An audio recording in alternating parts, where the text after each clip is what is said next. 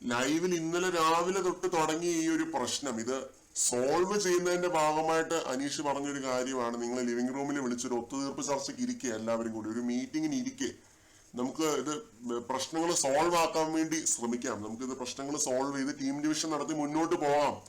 അതാണ് അനീഷ് ഉദ്ദേശിച്ചത്. പക്ഷെ അക്ബർ ഭയങ്കരമായിട്ട് പ്രൊവോക്ക് ആവുകയാണ്. അക്ബർ പ്രൊവോക്കായിട്ട് എന്തൊക്കെയാണ് അനീഷിനെ വിളിക്കുന്നത്? വ്യക്തിത്വമേ, വ്യക്തിത്വ മൂലബിന്ദുവേ എന്നൊക്കെ പറഞ്ഞാണ് വിളിക്കുന്നത്. ഇവര് ഈ 3 പേരും കേട്ടോ, നെവിനാണേലും ആര്യനാണേലും അക്ബർ ആണേലും 3 കണക്കാണ്.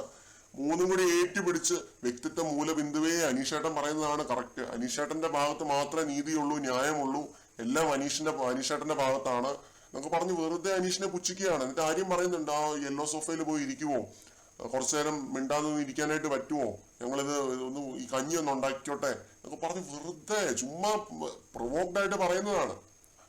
എന്നിട്ട് പിന്നെ ആര്യം പറയുന്ന ഒരു കാര്യം, നമ്മളെ ചൊറിഞ്ഞാൽ മാത്രമേ അയാൾക്ക് കോണ്ടന്റ് കിട്ടത്തുള്ളൂ, അവരെ പോയി ഇത് ചെയ്താൽ കോണ്ടന്റ് കിട്ടത്തില്ല, കാരണം നമ്മളാണ് ക്യാപ്റ്റൻ, നമ്മളാണ് ട്രബിൾ മേക്കേഴ്സ്, നമ്മളാണ് പ്രശ്നം ഉണ്ടാക്കുന്നത്, നമ്മുടെ ഭാഗത്തെ തെറ്റുള്ളൂ എന്നൊക്കെ പറഞ്ഞിട്ട് വെറുതെ അനീഷിനെ പരിഹസിച്ചുകൊണ്ടിരിക്കുകയാണ്. ഇപ്പോ അനുമോളും ആദിലാനൂറയൊന്നും അല്ല, അനീഷിനെ ആയിരുന്നു. ലൈവ് കണ്ടവർക്കറിയാം കേട്ടോ, അങ്ങ് പരിഹസിക്കുകയാണ്. കൂട്ടം കൂടി നിന്ന് 3 എണ്ണം കൂടെ അങ്ങ് പരിഹസിച്ചങ്ങ് ശരിയാക്കിക്കൊണ്ടിരിക്കുകയാണ്. അനീഷിന്റെ ഭാഗത്ത് തന്നെയാണ് ശരി. ഇത് പരിഹരിക്കാനുള്ള ഒരു മെഷേഴ്സും ഇവരുടെ ഭാഗത്തു നിന്നും വന്നിട്ടില്ല. ഈ ക്യാപ്റ്റൻ എന്നുള്ള നിലയ്ക്ക് ഇവരുടെ ഭാഗത്തു നിന്ന് വന്ന ഒരു വീഴ്ച തന്നെയാണ്. ഇത് പരിഹരിക്കപ്പെടേണ്ട ഒരു പ്രശ്നമാണ്.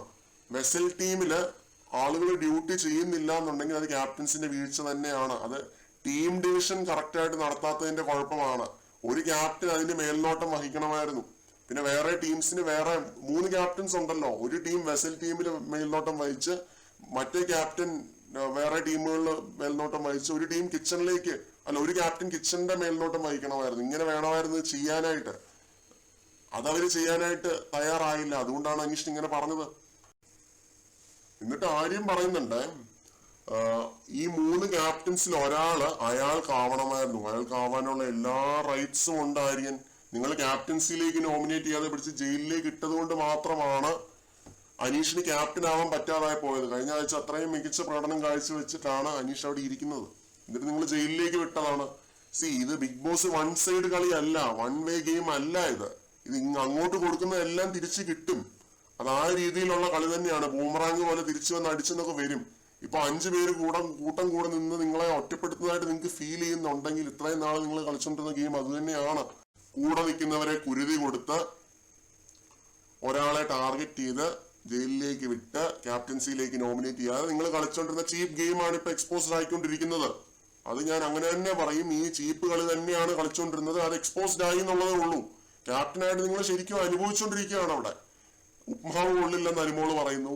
പിന്നെ നിങ്ങൾ ഉണ്ടാക്കിയ ഫുഡ് വേണ്ടെന്ന് പറയുന്നു.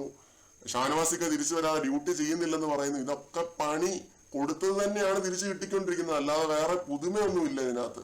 കൊടുത്ത പണി തിരിച്ചു കിട്ടും, കൊടുത്താൽ കൊല്ലത്തും കിട്ടും എന്ന് പറയുന്ന സെയിം പരിപാടി തന്നെ ഉള്ളൂ. അത്രേ ഉള്ളൂ. അനുഭവിച്ചോട്ടെ, അത്രേ ഉള്ളൂ.